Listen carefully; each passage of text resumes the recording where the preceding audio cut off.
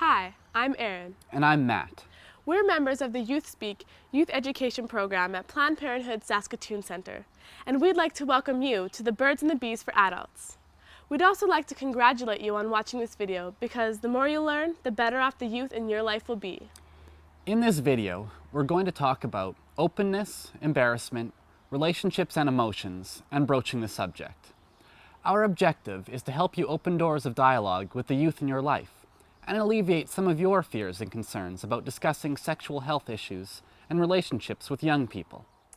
We will provide you with information and feedback from a place inside a teenager's mind that few adults have access to. We will also provide background information and tips or tools for how to manage these insights. We would like to introduce you to the philosophies of Youth Speak. All of the teachings throughout this video are based on these core principles. Complete information is key. Knowledge is power. Start talking to kids at an early age. One talk is not enough. And be open, honest, and available. One concern that many parents share is that of giving more information than their child can handle. Parents might be afraid that the young person may use the information inappropriately, like having sex before they're developmentally ready. A common misconception is that talking to kids about sex is the same as giving them permission to be sexually active. This is simply untrue. When it comes to sexual health, helping kids to understand the whole issue gives young people the resources to consider sexual health issues thoroughly. And by taking the time to talk to your child, you convey the message that you understand the changes they are or may experience are healthy and normal. Complete information is key. Good knowledge is what drives good decisions.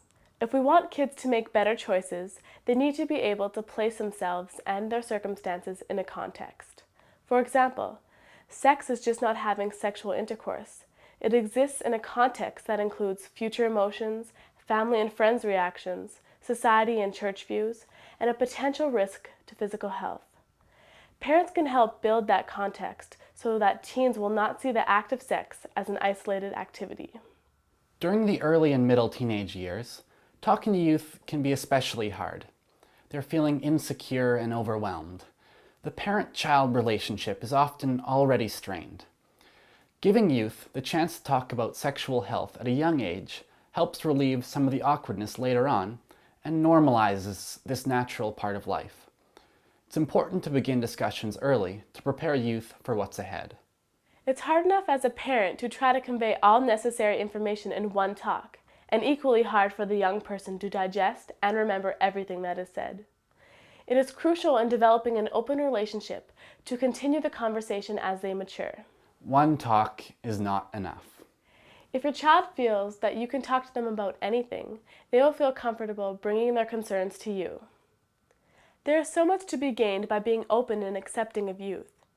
Meeting them where they're at and not forcing them to come to you before they're ready reinforces your commitment to meeting their needs. But remember, it's your responsibility to broach the subject with them. If you're waiting for the young person to bring it up, you could be waiting forever.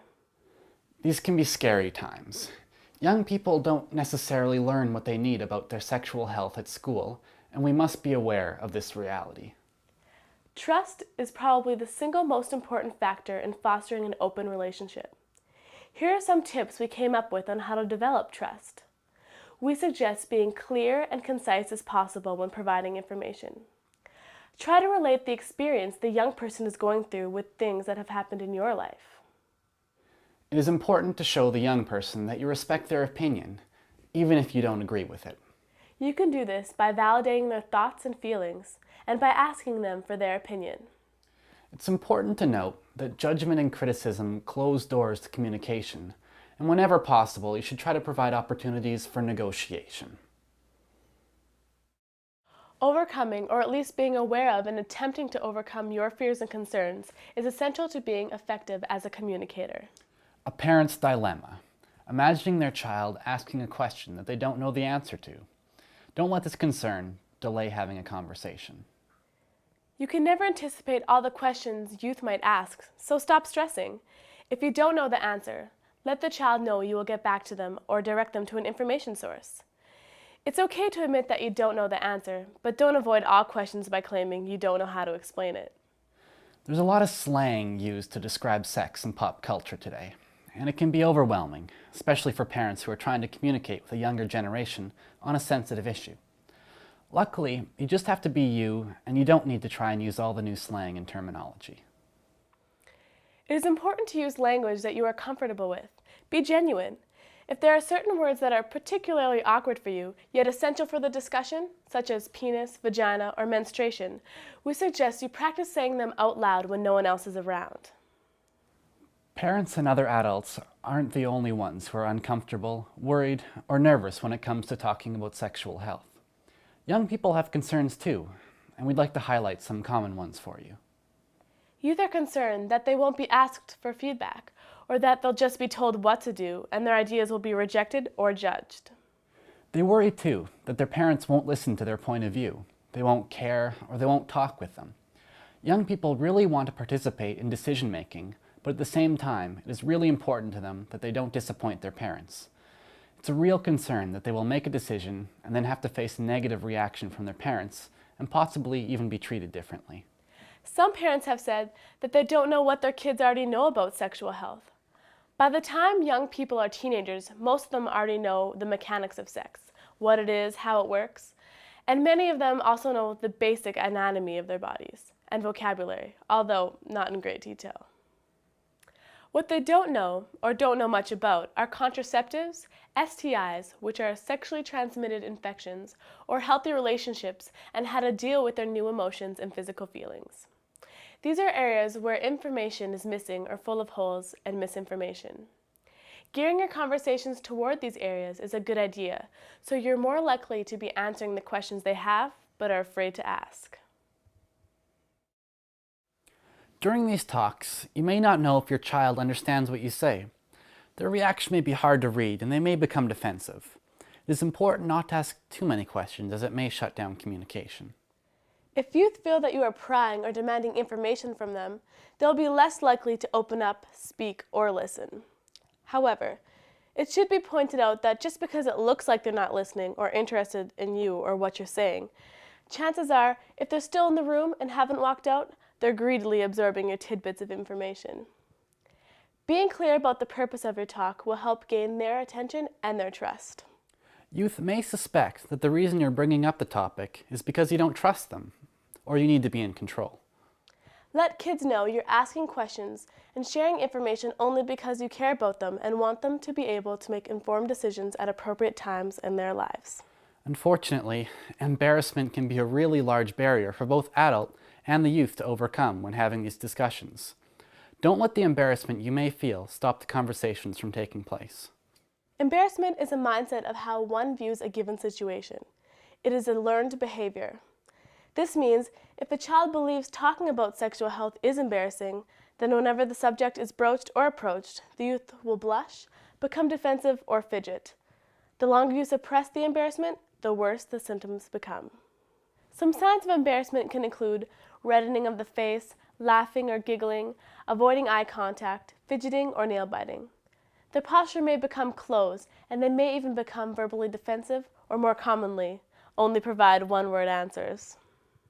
The mindset that sexual health is embarrassing can be alleviated by starting conversations at a young age.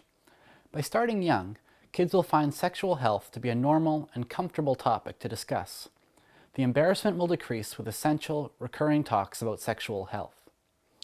However, if starting young is no longer an option, then acknowledging the awkwardness of the moment is a good way to alleviate tension. I know this is a little awkward for both of us. For example, is a good way of starting the conversation. Also, sharing embarrassing moments from your own life can be a fun way of making light of embarrassment and relieving some of this discomfort. We all have a pretty good idea of the things that make us feel embarrassed. Toilet paper stuck to the bottom of our shoe, tucking our skirt into our tights, food between our teeth, that sort of thing. When it comes to talking about sex, there are some common elements for youth that cause them to turn a little red. Young people really want to fit in and be normal.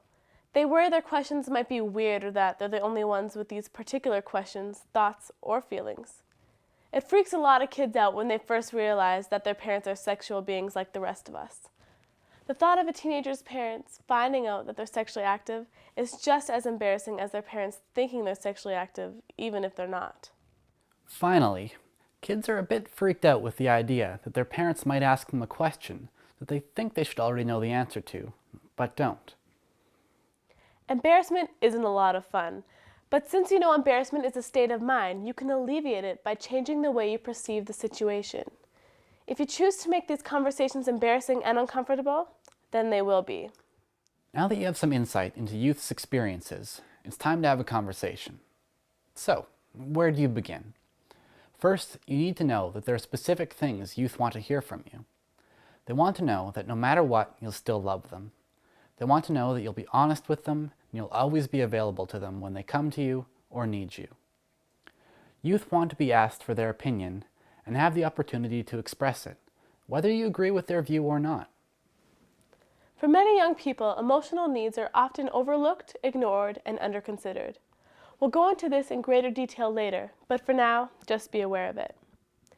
Youth really want and need more information about birth control options. Some young women tell us they don't use the pill because they're afraid their parents will find it. As a result, they're taking risks. Adults need to tell them if they've made the decision to be sexually active, you will not necessarily support that decision, but you do support their right and need to protect themselves. Young people also want to be told that you're willing to answer their questions. As well, youth like to hear adults say, "I don't know." It opens the doors for them to admit they don't know either. It's also honest. The point here is to find out where your young person is at and what they need from you. You just have to take the chance and see how they respond. They'll set the pace, and chances are, they'll wonder what took you so long. We've created some ideas for conversation starters to help you begin. You'll need to make these authentic for you, so use them as a guideline and adapt them to fit your needs.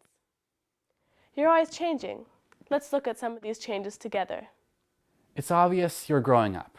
We should talk about responsibility. I'd like to talk with you about your health if you have some time. So how are things between you and Jen? I've noticed that your friends are starting to date. I'd like to know how you feel about that. It's a good idea as well to always take advantage of teachable moments, like when you see something on TV or out on the street that could possibly start a conversation. Use that opportunity to ask a question or make a comment.